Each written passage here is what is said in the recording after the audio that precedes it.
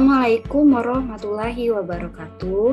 Halo semuanya, perkenalkan nama saya Sinta Ayu Purnamasari dengan NPM C1C019084 dari kelas 5C Prodi Akuntansi Universitas Bengkulu.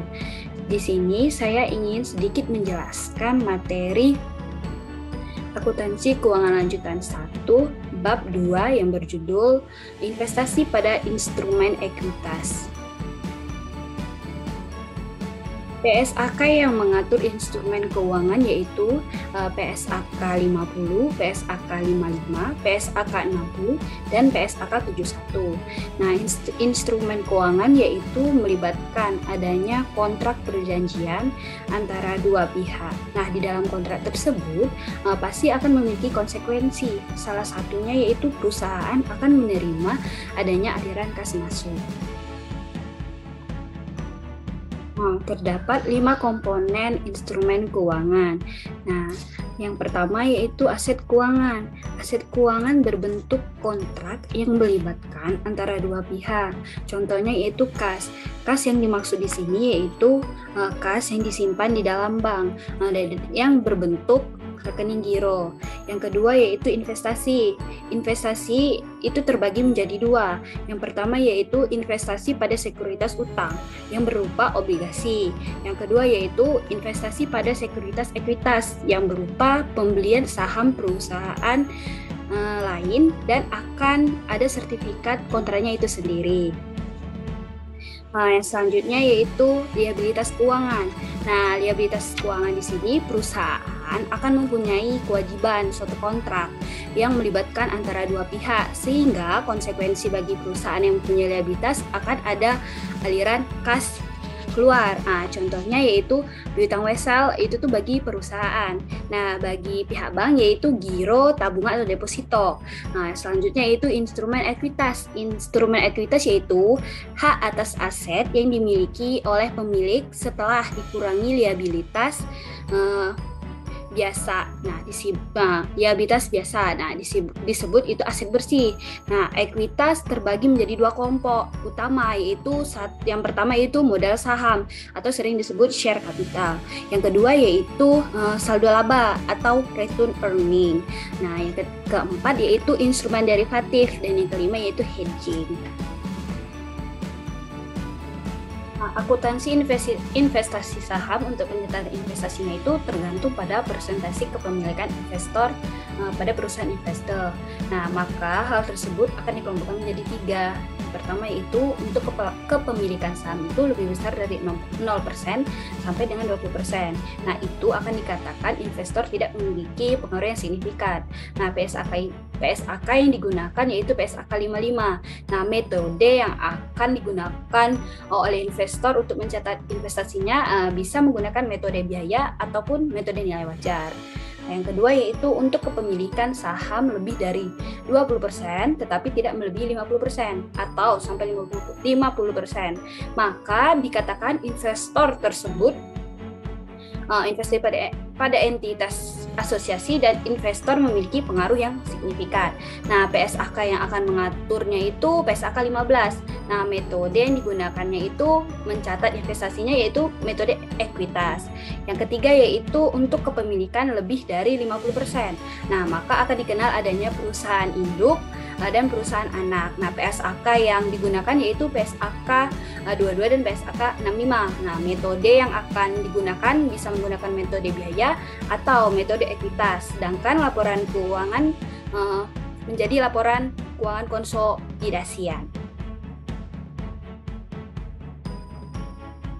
Metode akuntansi atas investasi pada instrumen ekuitas. Nah, ada 4 kategori aset keuangan. Yang pertama, aset keuangan yang dinilai berdasarkan nilai wajar melalui laba rugi.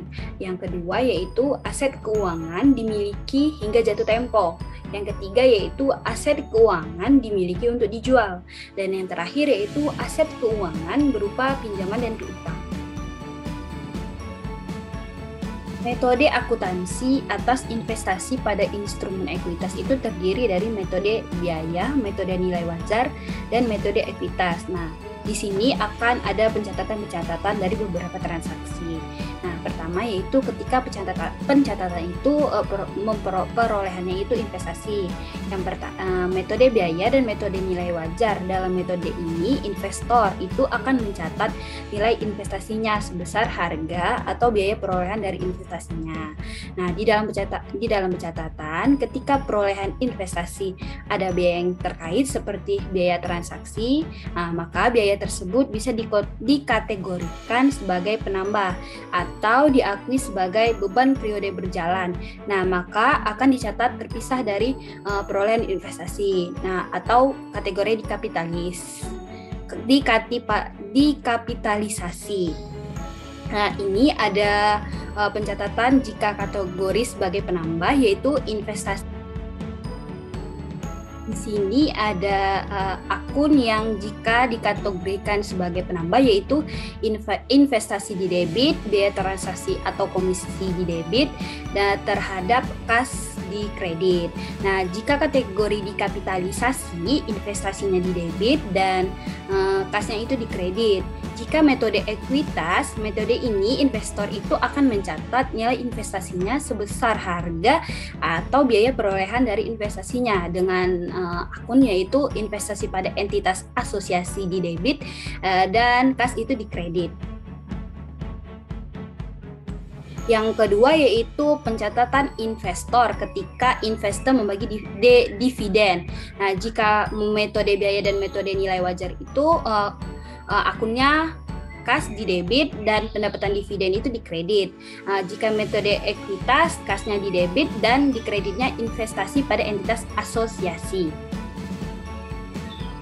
Yang ketiga yaitu ada pencatatan investasi atas laba atau rugi. Yang keempat yaitu pencatatan investor ketika investor melaporkan laba atau rugi. Yang kelima yaitu pencatatan ketika penyesuaian nilai wajar. Nah, jika pencatatan atau periode interim artinya investor membeli saham pada perusahaan investor, tidak dilakukan di awal tahun. Nah, selanjutnya yaitu penurunan nilai. Penurunan nilai ini terbagi ke dalam dua kategori.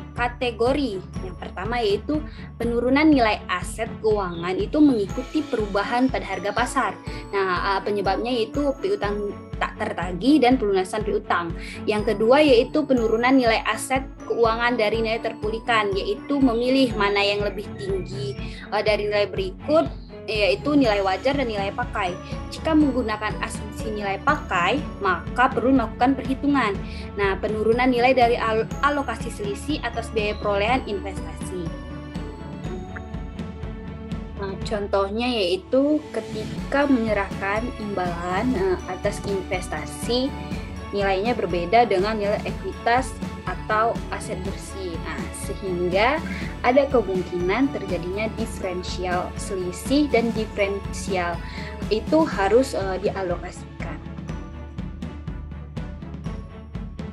Selanjutnya yaitu berikut selisih yang bisa dialokasikan. Yang pertama ada goodwill, yang kedua yaitu dialokasikan ke aset atau liabilitas yang nilai wajarnya berbeda dengan nilai tercatat.